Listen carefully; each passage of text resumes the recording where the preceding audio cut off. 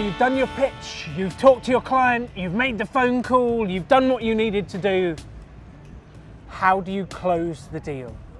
This is the money bit. How do you actually close? This is the most important bit. You can get the rest of it right, and you can get this wrong, and if you get this wrong, you don't make any money. We had this fantastic lady that we were working with that did Reiki healing, angelic Reiki healing.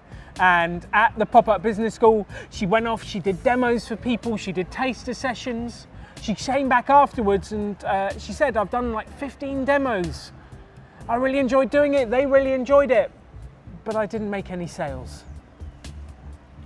So I said, well, did you ask for the sales? Did you ask for the order? And she went, no. Well, if you don't ask for it at the end, like, no one's going to buy. You have to ask. So the first tip is, when you're closing the deal, just ask for it. When would you like to book your first session? Would you like to book another session? Just asking directly for the order is my first tip. Now, I have a very bold story about how I did this, and you can try it if you like, or it might be a little bit kind of out center field. I was in a meeting recently with a couple of clients. We were selling a PopUp Business School to them, and they were all really interested in buying a PopUp Business School course. I didn't want to leave the meeting and follow up on an email a couple of days later and say, okay, how much are you going to put in? How much are you going to put in? That's how you lose a deal. That's how you lose a deal. If you do the presentation and then you leave before you've got it signed, agreed, that's how you lose it. They've got time to change their mind. So I was in the meeting and I said, you know what?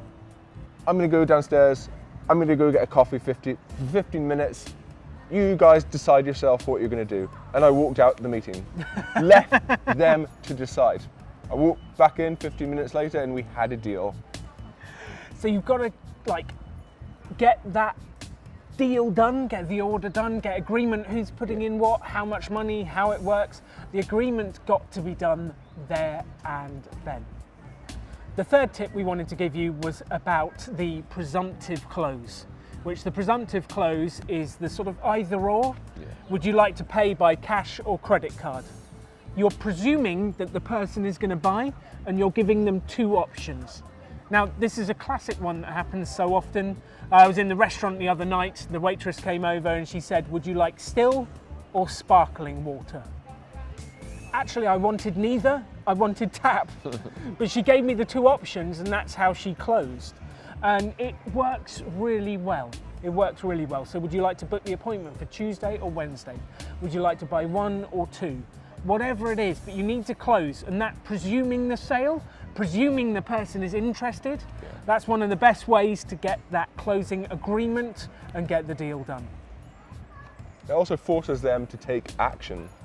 Often people are sometimes reluctant to make decisions themselves. They're not necessarily lazy, they just want someone else to make the decisions for them. So if you make the decision for them, it makes their life a lot easier. So would you do one thing for me? Go out there and ask people to buy your product or service. And we have an entire series of events coming up in 2018 that we're really excited to share with you. So keep checking the events page on the website to find out where we're going to be in 2018. We're going to be in America, we'll be in New Zealand, and we'll be all across Wales, the UK, England, and Scotland. It's going to be great fun, and I look forward to meeting you at an event soon. See you there.